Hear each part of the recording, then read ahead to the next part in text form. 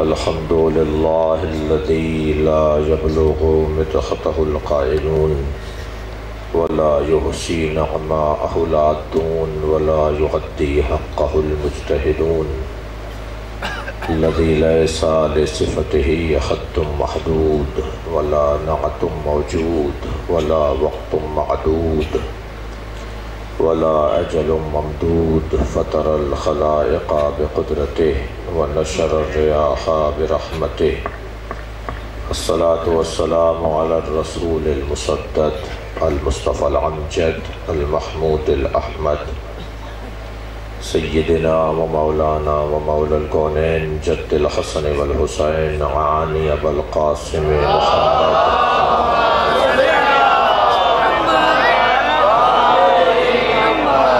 وآله الطيبين الطاهرين المعصومين الذين قال الله إنما يريد الله ليذهب عنكم الرجس أهل البيت ويطهركم تطهيرا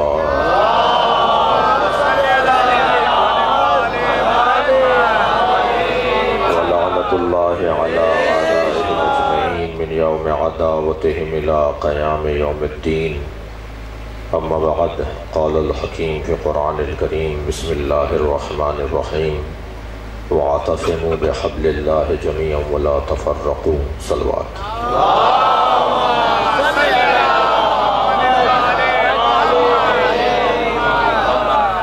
سورہ مبارکہ آل عمران کی 103 نشان پر موجود آیت، جسے ایک مرتبہ پھر میں نے آپ کے سامنے تلاوت کیا۔ آیت کا عنوان ہے امت کا اتحاد،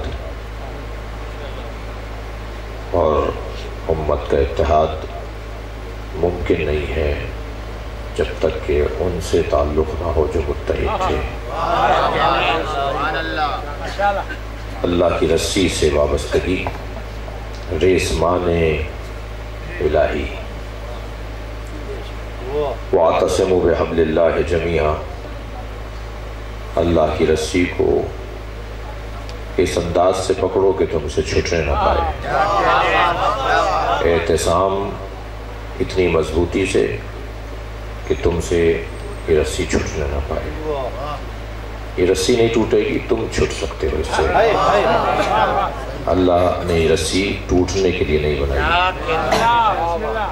وَاعْتَصِمُوا بِحَبْلِ اللَّهِ جَمِيعًا، اللہ کی رسی کو مضبوطی سے تھامے رکھو، اور اجتماعی طور پر، یعنی اتحاد اگر ہمیں کہیں دیکھنا ہے تو اہل بیت کے دروازے پر دیکھنا ہے۔ ہر اتحاد مطلوب نہیں ہے، توجہ ہے۔ بعض الفاظ ایسے ہیں کہ جو ذاتی طور پر پسندیدہ ہیں، لیکن مثلا لفظ اتحاد اچھا لگتا ہے، لیکن یہ ہر اتحاد مطلوب نہیں ہے۔ جنگ احزاب مشرکوں کے اتحاد کی وجہ سے ہوئی تھی، ضروری نہیں ہے کہ جو اتحاد ہو وہ اچھا ہو۔ خانہ کعبہ کو گرانے کے لیے ہاتھیوں کا لشکر آیا تھا، وہ بھی ایک بڑا اتحاد تھا۔ ہر اتحاد مطلوب نہیں، دیکھا جائے وجہ اتحاد کیا ہے، یہ کس چیز پر جمع ہوئے ہیں۔ جب تک کہ وجہ اتحاد سامنے نہیں آئے گا، اس وقت تک اتحاد کا کوئی مفہوم نہیں ہے۔ اب دیکھنا یہ ہے کہ اللہ جو حکم دے رہا ہے وَاعْتَصِمُوا بِحَبْلِ اللَّهِ جَمِيعًا، اللہ کی رسی کو مضبوطی سے تھامے رکھو، جميعا مل کر۔ تو یہ جو اتحاد اللہ دیکھنا چاہ رہا ہے، یہ کس نقطے پر ہے؟ وہ ہے حبل اللہ۔ حبل اللہ وجہ اتحاد ہے۔ تو بس یہی ایک جملہ کہہ دیتا ہوں، مولا علی کی ولایت اور مولا علی کی گفتگو اور مولا علی کی امامت کی بحث انتشار کا سبب نہیں ہے، اتحاد کا سبب ہے۔ اگر کسی کو اس گفتگو سے کوئی ٹینشن ہے، کوئی پریشانی ہے، تو عزیزان گرامی اسے اپنی اصلاح کرنی پڑے گی۔ اتحاد کا ذریعہ یہی ہے۔ صلوات پڑھیں ذرا محمد و آل محمد۔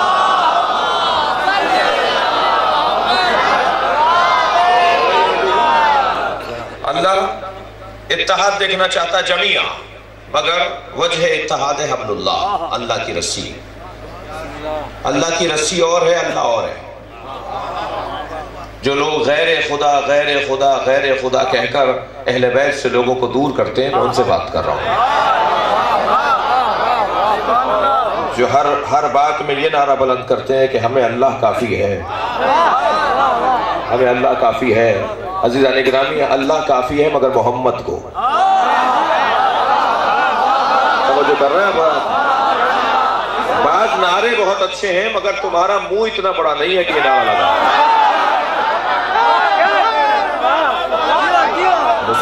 مسلمانوں کو سوچنا ہوگا، ہمیں سوچنا ہوگا، ہم اپنی حیثیت کو دیکھ کر بات کریں۔ میں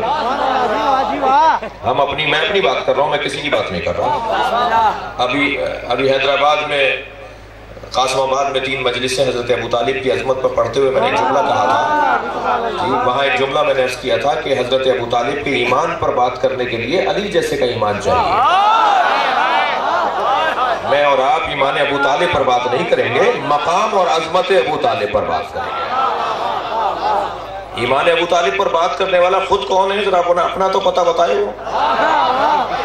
ہر آدمی کو اپنی حیثیت میں رہ کے بات کرنی چاہیے۔ بہت ساری باتوں کی ہماری حیثیت نہیں ہے، ہم اس مقام کے نہیں ہیں، ہم اس حیثیت کے نہیں ہیں۔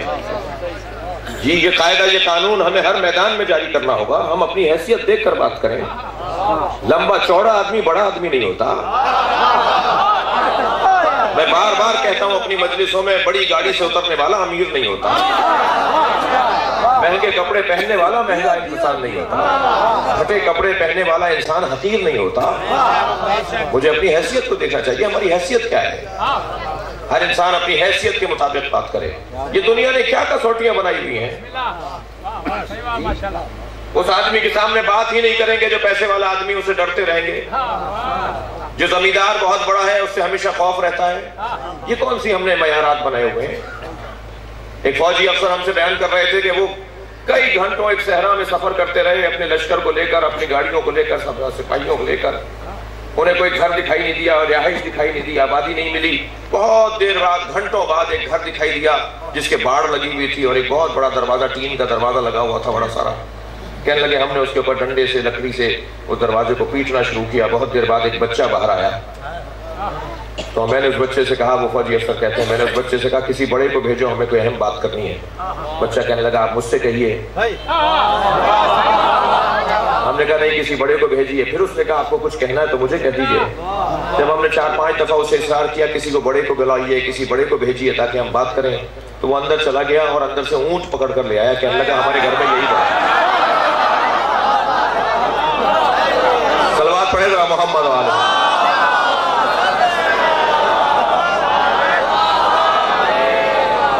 تو بڑے کا کیا معیار ہے بھائی؟ بڑے کا معیار یہ ہے کہ اس کا فٹ 7 انچ کا ہے،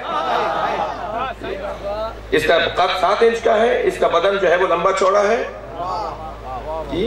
7 فٹ کا ہے، 8 فٹ کا ہے۔ یہ معیارات ہیں، فٹوں سے ناپیں گے بڑے کو؟ ہر انسان کو، میں جو بات کر رہا تھا اسے تکرار کر رہا ہوں، ہر انسان کو اپنی حیثیت میں رہ کے بات کرنی چاہیے۔ ہر انسان کو پتہ ہونا چاہیے کہ میں بول کیا رہا ہوں۔ گستاخی اتنی بڑھ گئی کہ جو کل ایمان کا باپ ہو تم اس کے ایمان پر تبصرہ کر رہے ہو۔ جی اللہ اکبر۔ جو حضرت ابو طالب کے لیے نازیب الفاظ بولے گا تو وہ جو چاہوں گا وہ اپنی حیثیت سے زیادہ بات کر رہا ہے۔ اسی طرح محسوس کریں کہ اہل بیت کا عنوان فضیلتوں کا عنوان ہے، رفعتوں کا، بلندیوں کا عنوان ہے۔ یہاں اتحاد ہوگا، یہاں اجتماع ہوگا۔ میری طرف توجہ ہے آپ سے؟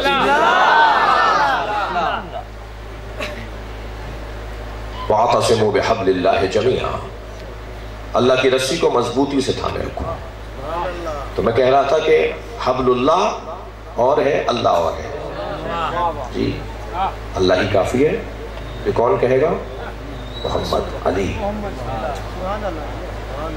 یا بندہ بھی اس درجے کا بندہ ہو جسے ابراہیم کہتے ہیں، حضرت ابراہیم جیسے کہیں کہ کیا تمہارے لیے اے میرے بندے اللہ کافی نہیں ہے؟ تو قرآن کہہ رہا ہے نا، اے میرے بندے کیا تمہارے لیے اللہ کافی نہیں ہے؟ تو اگر اللہ کافی ہے تو یہ اس درجے کے بندے کے لیے پہلے بندہ ہونا ثابت کرو۔ اور بندگی کی راہ میں جتنی ریاضت بڑھتی چلی جائے گی اتنا اللہ کا قرب بڑھتا چلا جائے گا۔ اللہ خود نہیں چاہتا کہ کوئی مجھ تک ڈائریکٹ آنے کی کوشش کرے، اللہ نے خود نظام وسیلہ قرار دیا ہے۔ دنیا میں نظام وسیلہ حاکم ہے، بری طرح حاکم ہے، مکمل حاکم ہے۔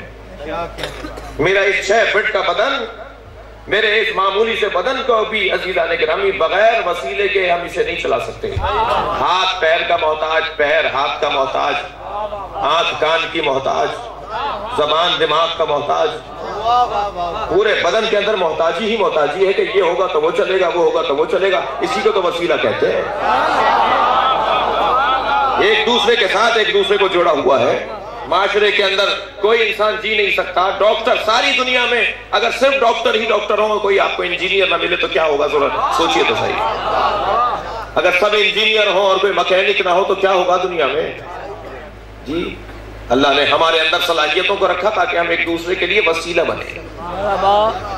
جب ہم ایک دوسرے کے لیے وسیلہ ہیں اور پھر ایک منزل پر آ کر ہمارا بس چلنا بند ہو جاتا ہے، ہماری حیثیت رک جاتی ہے، تو پھر اللہ نے کچھ ایسی ہستیوں کو قرار دیا ہے کہ جو زمان کے پابند نہیں ہے، زمانہ ان کا پابند ہے، لہذا ان کا لقب دیا جائے گا امام زمان۔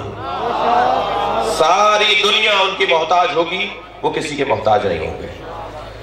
تو اللہ اور ہے، حبل اللہ اور ہے، اللہ اور ہے، وسیلہ الوسیلہ الہ اور ہے، وابتغوا الیہ الوسیلہ الہ الہ الوسیلہ اور ہے، ذکر اللہ اور ہے، آیت اللہ اور ہے، اللہ اور ہے، بیت اللہ اور ہے، اللہ اور ہے، رسول اللہ اور ہے، اللہ اور ہے، ولی اللہ اور ہے، اللہ اور ہے۔ اللہ کا وجود مطلق کائنات کے اوپر حاکم وجود ہے، اور ہو نہیں سکتا کوئی حسینی ہو اور وہ موحد نہ ہو نہیں سکتا کوئی اہل بیت کا چاہنے والا ہو اور وہ اللہ کا ماننے والا نہ ہو۔ توجہ چاہوں گا۔ تو عزیزان گرامی یہاں اللہ وجہ اتحاد حبل اللہ کو قرار دے رہا ہے۔ اہل بیت کا ذکر امت کے اتحاد کا بہترین ذریعہ ہے۔ وَاعْتَصِمُوا، مضبوطی سے تھامو۔ میں آج پہلے لفظ کے اوپر کچھ دیر رکنے کا ارادہ رکھتا ہوں۔ وَاعْتَصِمُوا، مضبوطی سے، ایسی مضبوطی سے کہ تم گرنے نہ پاؤ۔ عزیزان گرامی یہ اعتصام حبل الہی، علماء کرام تشریف فرمائیں، یہ اعتصام حبل الہی مختلف ہے۔ ہر شخص کی معرفت، ہر شخص کی گرفت، ہر شخص کا اعتصام، ہر شخص کا تعلق حبل الہی سے مختلف ہے۔ خود اسی مجمع میں بیٹھے ہوئے لوگ پوری دنیا میں آپ تحقیق کرنا شروع کر دیں کہ ہر ایک کی گرفت مختلف ہے، اور ہر ایک کی گرفت اس کی اپنی حیثیت سے ہے۔ شدید اختلاف رہا ہے علماء اہل تشیع میں معرفت اہل بیت کے ابواب میں۔ اہل بیت کی معرفت کے جو باب ہیں، جو عنوانات ہیں، ان میں علماء اہل تشیع میں شدید اختلاف رہا ہے، علماء اہل تسنن میں شدید اختلاف رہا ہے۔ اور علماء اہل تشیع اور اہل تسنن کے اختلاف کو کیا کہیے جب صحابہ کرام میں اختلاف رہا ہے۔ بے قدر معرفت ہے، بے قدر حیثیت ہے۔ ہر ایک دید سے اہل بیت کو نہیں دیکھ رہا، ہر ایک کا دیکھنے کا انداز قرآن کو ایک جیسا نہیں ہے، ہر ایک خانہ کعبہ کو ایک نگاہ سے نہیں دیکھتا۔ کچھ ہیں جو خانہ کعبہ کے دروازے میں ہی رکے ہوئے ہیں، کچھ ہیں جو خانہ کعبہ کے خلاف سے ہی آگے نہیں بڑھتے، کچھ ہیں جو خانہ کعبہ کے پرنالے میں الجھے ہوئے ہیں، کچھ ہیں جو خانہ کعبہ کی دیواروں پر ہی تحقیق کر رہے ہیں، کچھ ہیں جو خانہ کعبہ کی چھت پر ہی رکے ہوئے ہیں، کچھ ہیں جو جوف کعبہ کو تلاش کر رہے ہیں، کچھ ہیں جو مسکراتی دیواروں کو دیکھ رہے ہیں، کچھ ہیں جو کالے پتھروں کو چوم رہے ہیں۔ بہت سارے لوگ ہیں عزیزان گرامی جو مختلف دید سے خانہ کعبہ کو دیکھ رہے ہیں، اور اگر حسین کی دید سے دیکھیں تو حسین اسے کہتے ہیں جو بیت کو دیکھتا ہے مگر اسے صاحب بیت نظر آتا ہے۔ آپ نے غور فرمایا ساری دنیا جب عمرہ کرنے کے لیے جاتی ہے تو وہ جحفہ سے احرام باندھتے ہیں، اور جب یہ جحفہ پہنچ جاتے ہیں، احرام باندھ لیتے ہیں، مکہ پہنچتے ہیں، طواف خانہ کعبہ کر کے عمرہ مفردہ مکمل کر لیتے ہیں، اور جب حج بیت اللہ کا موقع آتا ہے تو پھر کہا جاتا ہے کہ خانہ کعبہ کے سائے میں کھڑے ہو کر احرام پہنو، نیت کرو احرام کی، اور پھر مکہ چھوڑ کر چلے جاؤ۔ یا اللہ ہم تو مکے کے لیے آئے تھے، یہ مکے سے باہر کہاں بھیج رہا ہے؟ سارے حاجی हाजियों को अल्लाह मक्का छुड़वा देता है 8 ज़िलहज्जा को। वो जो कर रहे हैं ये सब के सब 8 ज़िलहज्जा को मक्का छोड़कर अजीज़ान गिरामी गौर फरमाएं, शायद हुसैन इब्न अली ने जो एहराम बांधा है वो एहराम हज नहीं है, एहराम इश्क है। सलवात पढ़े जरा मोहम्मद वाले ना।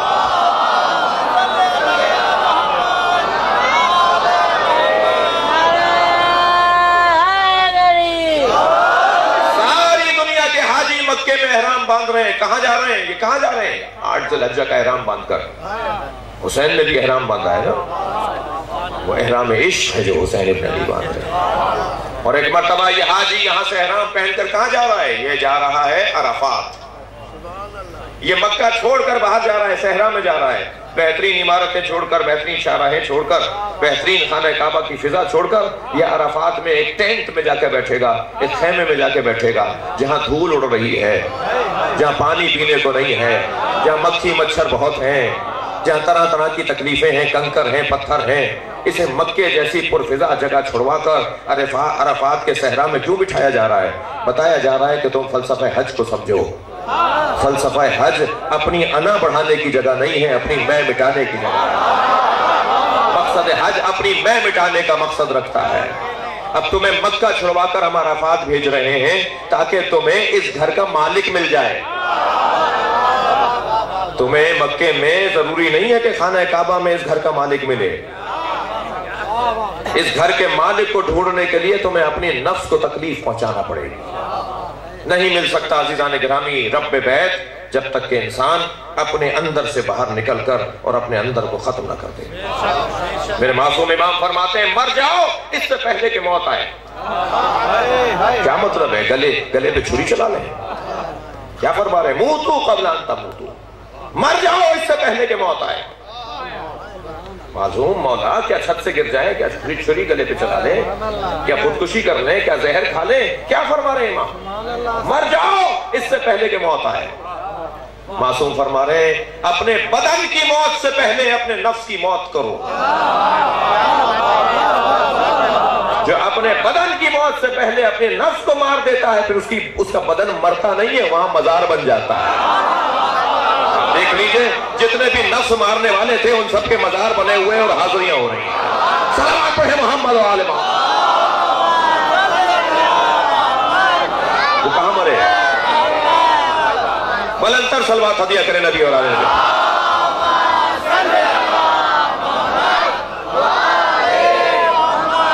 ये नफ्स मारने का अमल है जो मुसलसल जारी है। पर जो जितना अपना नफ्स मारेगा, अपनी मैं मारेगा, अपनी अना मारेगा, उसकी हैसियत बढ़ेगी।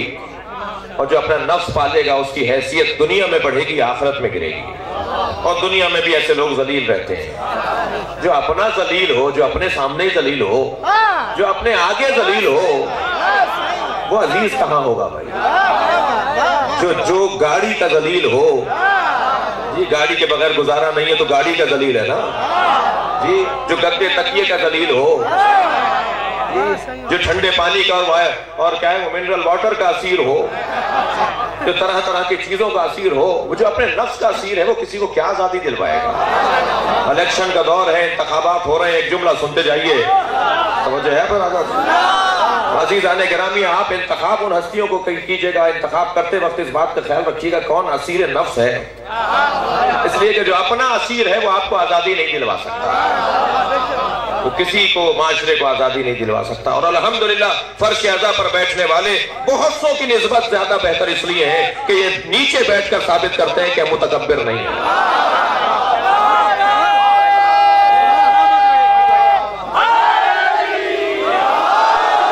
बुलंदतर सलवात हदिया करें नबी की बात।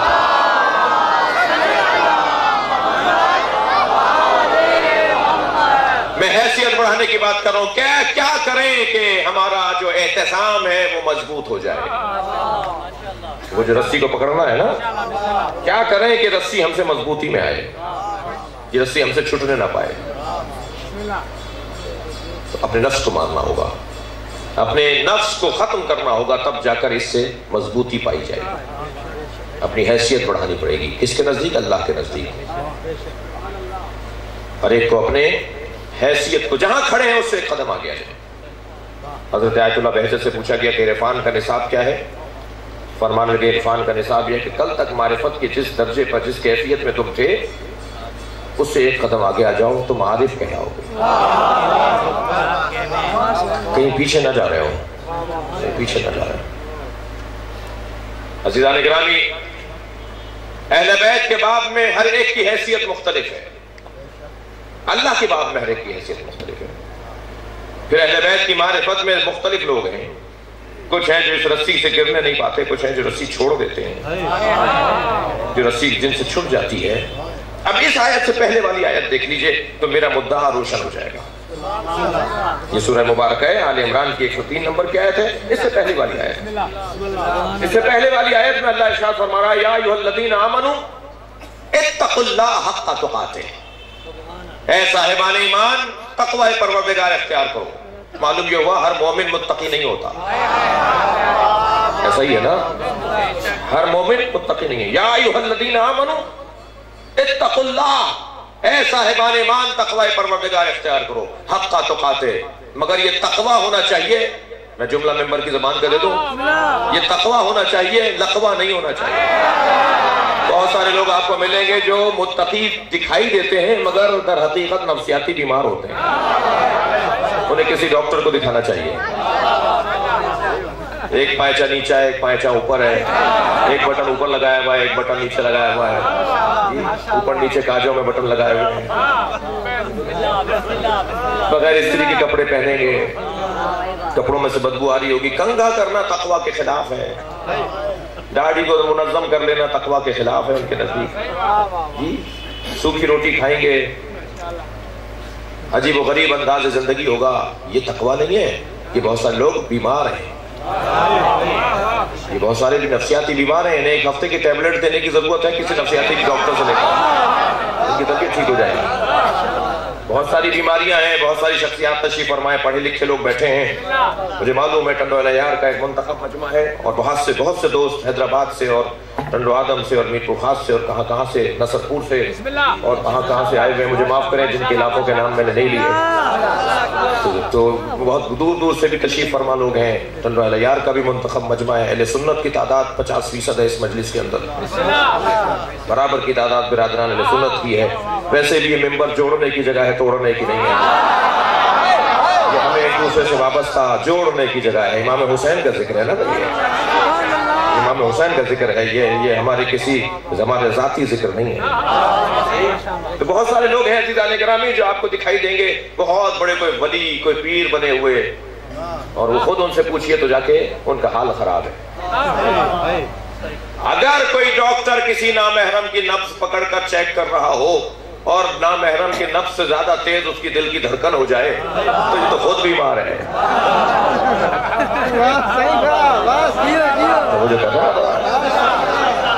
یہ ڈاکٹر صاحب تو خود بیمار ہیں، یہ کسی کا کیا علاج کریں گے؟ تو اپنے آپ کو انسان سنبھالے تاکہ اس کا احتسام اس دروازے سے بڑھ جائے۔ عزیزان گرامی، میں اپنی بات کر رہا ہوں، آپ کی بات نہیں کر رہا۔ ہم میں سے بہت سارے ایسے ہیں، ان میں سے ایک میں ہوں، میں اپنے آپ کو کہوں تاکہ کسی کی بے ادبی مجھ سے صادر نہ ہو کہ نعرہ ہمارے پاس بہت بڑا ہے کہ ہمیں اہل بیت سے وابستہ ہیں، لیکن کبھی اہل بیت نے ہمیں آزمایا نہیں ہے جو ہم یہ کہیں کہ ہم اہل بیت سے جڑے ہوئے لوگ ہیں۔ حضرت آیت اللہ جواد تبریزی اپنے درس خارج کے اندر فرماتے ہیں کہ اگر میں یہ کہہ دوں کہ میں اہل بیت کے دروازے کا کتا ہوں تو دعویٰ بہت بڑا ہے، دلیل نہیں ہے، اس لیے کہ کتے کی ایک صفت یہ ہے کہ وہ مالک کا دروازہ چھوڑ کر نہیں جاتا، چاہے روٹی ملے چاہے روٹی نہ ملے۔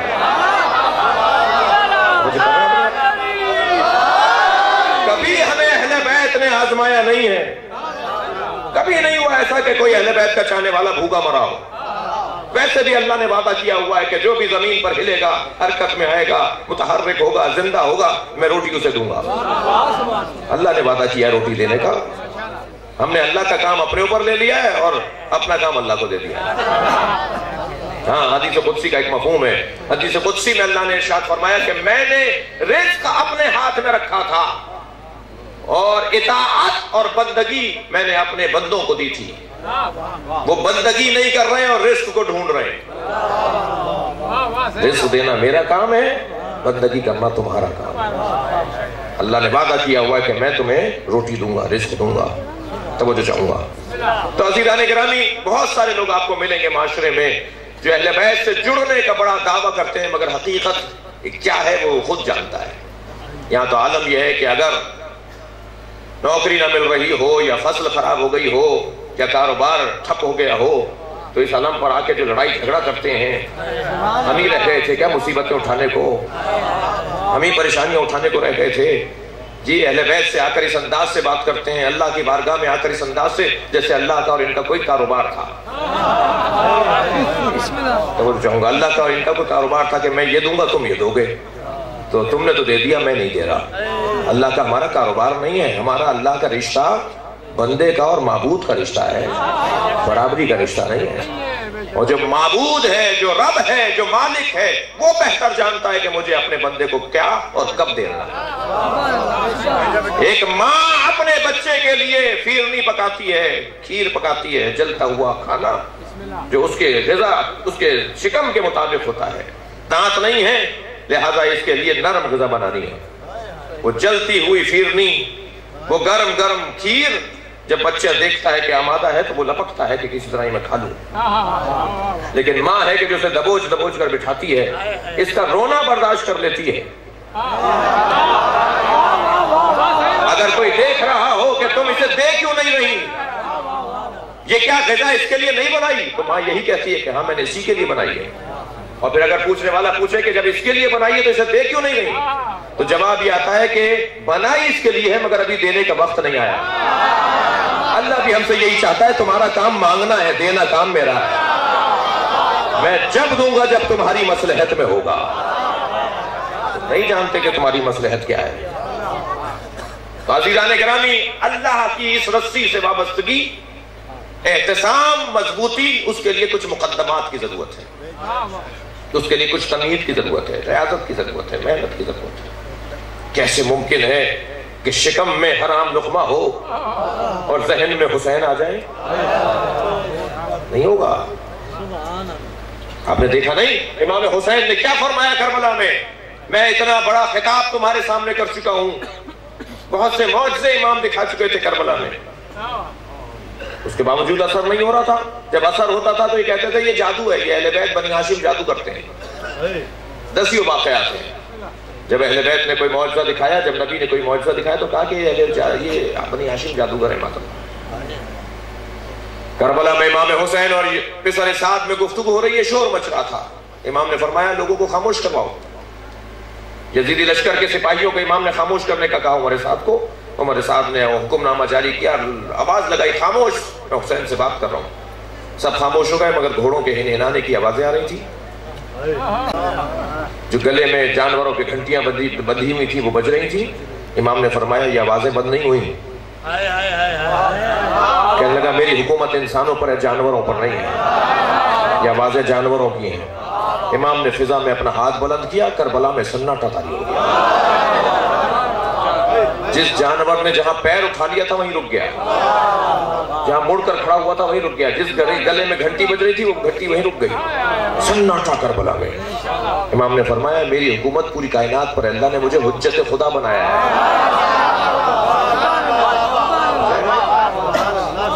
یہ واقعہ دیکھ لیا، یہ معجزہ دیکھ لیا، امام حسین کا سر کربلا سے لے کر شام تک 7 مرتبہ بولا ہے، کٹا ہوا سر۔ نیزے کی علی پر حسین کا سر ہوتا تھا، 7 مرتبہ بولا ہے، بات کی اس نے۔ اہل سنت نے اپنی کتابوں میں امام حسین کے فضائل اور واقعات کربلا کو لکھتے ہوئے واقعات لکھے ہیں۔ قرآن کی تلاوت کرتا تھا امام حسین کا سر، تو کیا ان پر اثر نہیں ہوتا تھا؟ جو بیویوں کو لے جا رہے تھے، جو اسیروں کو لے جا رہے تھے، ان پر اثر نہیں ہوتا تھا؟ کیوں نہیں ہو رہا تھا؟ تو یہ آپس میں کہتے تھے یہ جادوگر ہے، یہ جادو ہو رہا ہے۔ تو جو کر رہے ہیں حضرات، لہذا عزیزان گرامی، اہل بیت کی عظمت اور اہل بیت کی فضیلت کو سمجھنے کے لیے کچھ مقدمات کی ضرورت ہے، ان میں سے ایک حرام لقمے سے بچنا ہے۔ تب امام حسین نے فرمایا تھا مجھے پتا ہے کہ میری بات تم پر اثر کیوں نہیں کر رہی، اس وجہ سے کہ تمہارے شکم میں حرام جا چکا، اس لیے میری بات تم پر اثر نہیں کرے گی۔ وہ جو کر لیا آپ نے، خفا نہیں ہو مجھ سے آپ؟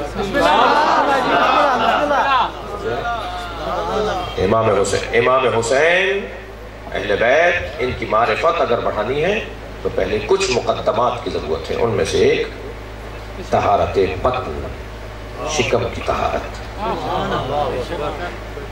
جتنی شکم کی طہارت بڑھتی چلی جائے گی اتنا ہی اہل بیت کی معرفت میں اضافہ ہوتا چلے گا. یہ جو لقمہ ہے نا، یہ لقمہ ہمارے پیٹ میں جاتا ہے، اس کا خاص اثر ہے، اس کی خاص تاثیر ہے. علامہ مجلسی، معاف کیجیے گا، علامہ ہلی، ان کے بیٹے وہ بھی علامہ ہیں، ان کے والد علامہ ہلی وہ بھی علامہ، دونوں باپ بیٹے عالم. مسجد میں نماز پڑھا رہے ہیں کہ بچہ جو اپنا بچہ لے کر آئے تھے وہ نماز کے پڑھانے کے لیے، اپنے ساتھ پڑھنے کے لیے، چھوٹا سا بچہ ان کا، نماز پڑھانے کے درمیان شور مچا. پوچھا کیا ہوا تھا؟ کہنے لگے آپ کے بچے نے وہ جو پانی کی مشق رکھی ہے اس کے اندر سوراخ کر دیا، پانی بہہ گیا سارا. پریشان ہوئے، گھر پہنچ کر اپنی بیوی سے کہنے لگے میں نے آج تک تمہیں حرام پیسہ لا کے نہیں دیا، اس بچے نے یہ کیا کیا؟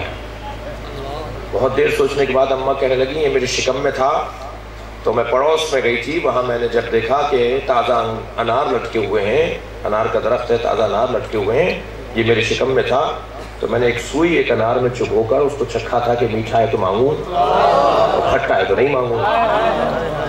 تو وہ جو ماں کر رہی ہے نا، ایک سوئی چبھو رہی ہے انار میں، وہ بچہ بڑا ہو کر مشکیزے میں سوئی چبھوئے گا.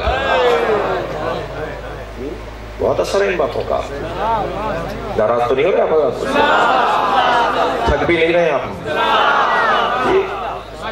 اہل بیت سے وابستگی بڑھانی ہے، گہرا تعلق کرنا ہے، اور گہرا تعلق کرنے کے لیے ایک رستہ ہے شکم کی طہارت. مال حرام ہے یا حلال؟ بھائی جانور میں اور انسان میں یہی فرق ہے نا. گائے اگر گلی سے گزر رہی ہو اور پنساری کی دکان آ جائے، پرچون کی دکان آ جائے اور باہر رکھی ہوئی ہو دال کی بوری، گائے نہیں پوچھتی کہ یہ کس کی ہے، وہ منہ مار کر جتنا چاہتی ہے کھا لیتی ہے جب تک اسے روکا نہیں جائے. اگر یہی انداز کسی انسان کا ہو تو اسے انسان کہیں یا جانور؟ کہ وہ پوچھے ہی نہیں کہ یہ مال کس کا ہے.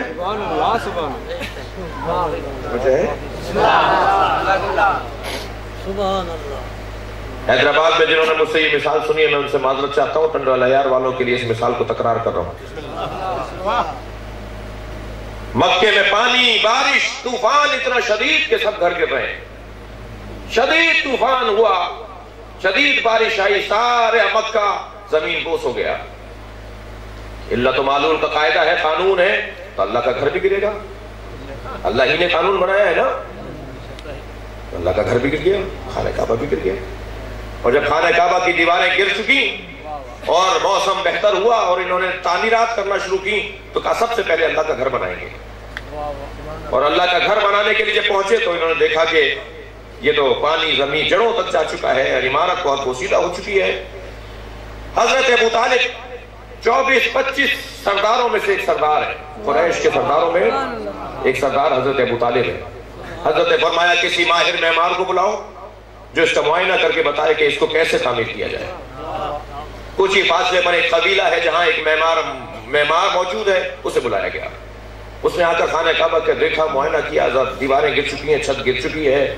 کہنے لگا اس کو پوری طرح سے گرانا پڑے گا، اس لیے کہ اگر انہی بنیادوں پر دیوار اٹھائی گئی تو یہ کچی رہے گی، غیر محکم رہے گی، مضبوط نہیں ہو پائے گی، یہ عمارت پھر گر جائے گی. لہذا دوبارہ سے اس کی بنیادوں کو کھڑا کرنا پڑے گا، اسے پوری طرح گرا دو، جتنی دیواریں بچی ہیں سب گرا دو. جب اس نے یہ کہا تو کسی نے ڈنڈا اٹھایا، کسی نے پتھر اٹھایا، کسی نے نامناسب جملہ کہا اور اسے مارنے کے لیے آگے بڑھے. حضرت ابو طالب نے آواز دی تمہارا مہمان ہے، مہمانوں کے ساتھ یہ رویہ نہیں کیا جاتا. کہنے لگے ابو طالب تم دیکھ نہیں رہی، یہ خانہ کعبہ کو گرانے کی بات کر رہا ہے، اس لیے کہ اگر خانہ کعبہ کو گرائیں گے تو آسمان سے عذاب آ جائے گا. وہ خانہ کعبہ کو گرانے آئے تھے نا ہاتھیوں والے، تو اللہ نے آسمان سے ابابیل کا لشکر بھیجا تھا جو عذاب تھا. اگر ہم نے خانہ کعبہ کو گرایا تو اللہ کا عذاب ہم پر آ جائے گا. جملہ سنیں حضرت ابو طالب کا، ایک بہت عظیم نظریہ دے رہے ہیں حضرت ابو طالب. بے ساختہ ایک بہترین لہجے میں حضرت ابو طالب نے جواب دیا، خبردار ان کی نیتیں خراب تھی، تمہاری نیت اچھی ہے. الاعمال بالنیات کا نظریہ ابو طالب نے دیا. صلوات پڑھے محمد و آل محمد.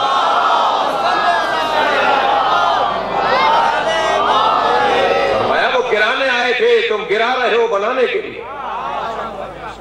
کیا کریں ابو طالب؟ حضرت نے فرمایا سے اجازت تو یہ بنائے. اس نے کچھ مٹیریل لکھ کر دیا کہ یہ چیزیں آنی چاہیے. سارے قریش کے سرداروں نے کہا کہ کیونکہ ہم سب بڑے لوگ ہیں تو ہر قبیلے سے خانہ کعبہ کی تعمیر میں حصہ ڈالا جائے گا. میری طرف ہے آپ بندہ؟ ہر قبیلے سے خانہ کعبہ کی تعمیر میں حصہ ڈالا جائے گا. اور جب مال جمع ہونا شروع ہوا اور اس معمار کو کہا گیا کہ آپ تعمیر کرو، جتنا تم نے مال کہا تھا وہ ہم نے لا کے یہاں ڈھیر کر دیا ہے. اور وہ آگے بڑھا خانہ کعبہ کو تعمیر کرنے کے لیے. تو جیسے ہی اس نے خانہ کعبہ کو گرانا شروع کیا تو ایک اژدہا نکل کر باہر آیا.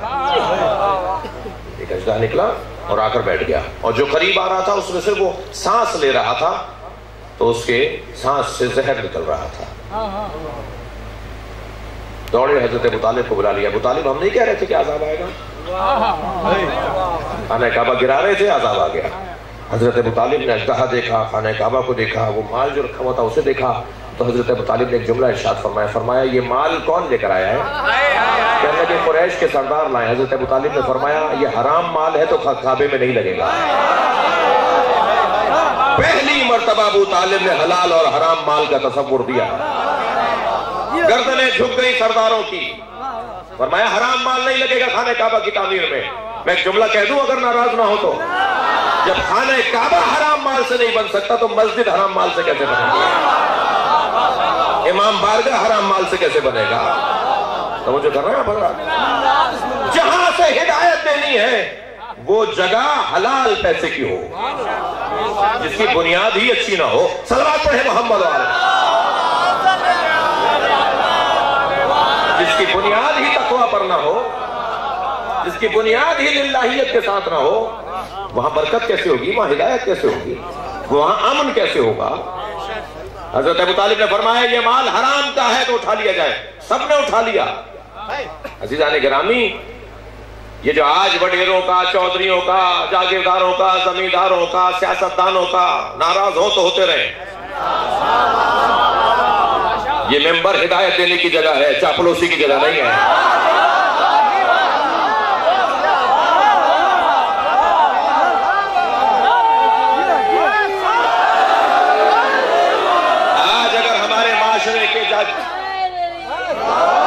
آج ہمارے معاشرے کے جاگیرداروں، زمینداروں، وڈیروں، چودھریوں کا اگر مزاج ہے کہ جو مال اچھا لگا اسے اٹھوا لیا،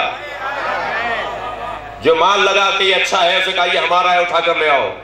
تو عزیزان گرامی 1400 سال گزر گئے اسلام کا کلمہ پڑھتے ہوئے، اگر مزاج وہی کافروں والا ہے، مزاج وہی مشرکوں والا ہے، مزاج وہی اسلام سے پہلے والا ہے تو زمانہ جاہلیت ہے نا. اگر بیٹیوں کی ولادتوں پر چہرے اتر جاتے ہوں اور بیٹے کی ولادت پہ لڈو بٹتے ہوں، توجہ نہیں کیا آپ نے؟ اگر بیٹی کی ولادت ہو تو چہرہ اتر جائے ماں باپ کا، مایوس ہو جائیں، شرمندہ ہوں، کیسے بتائیں بیٹی ہوئی ہے. اور بیٹا پیدا ہو تو پورے علاقے میں لڈو بٹیں گے، ٹوکرے منگواؤ، مٹھائیاں بانٹو، اس لیے کہ بیٹا پیدا ہوا ہے. تو معلوم یہ ہوا کہ ابھی اسلام کی تعلیمات آئی نہیں ہے نا. یہ زمانہ جاہلیت کے دور، زمانہ جاہلیت ہے نا، اسلام سے پہلے کا دور ہے نا. حضرت ابو طالب نے فرمایا خبردار حرام مال سے کعبہ نہیں بنے گا. گئے جا کر پھر کچھ عرصے کے بعد وہ مال جمع کیا گیا جو ان کا اپنا تھا، حلال تھا. کہا ابو طالب اب ہم قسم کھا کر کہہ سکتے ہیں اس میں کوئی ذرہ بھی حلال حرام پیسے کا نہیں ہے. تم نے پہلے کہا کہ خانہ کعبہ گرا دو، پھر تم نے کہا کہ اب حلال پیسہ لاؤ، حلال مال ہے یہ، اب تعمیر کرواؤ. حضرت ابو طالب نے معمار سے کہا خانہ کعبہ تعمیر کرو. وہ جب آگے بڑھا، اژدہا بیٹھا ہوا تھا، وہ آگے بڑھا. حضرت ابو طالب نے فرمایا یقین رکھو میں اپنے رب کے مزاج کو جانتا ہوں، تم آگے بڑھو، اپنا کام مکمل کرو. جیسے ہی معمار آگے بڑھا، آسمان سے ایک پرندہ نازل ہوا، اس اژدہا کو اٹھا کے لے گیا. جملہ دے رہا ہوں آپ کی محترم سماعتوں کے لیے. عزیزان گرامی، لوگ ابو طالب کا کلمہ تلاش کر رہے ہیں، ابو طالب اللہ سے بات کرتا ہے.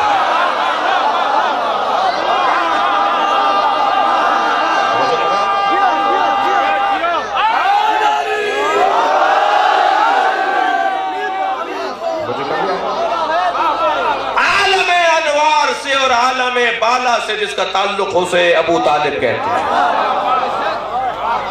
توجہ کر لی؟ سرکار ابو طالب علیہ السلام بلند صلوات.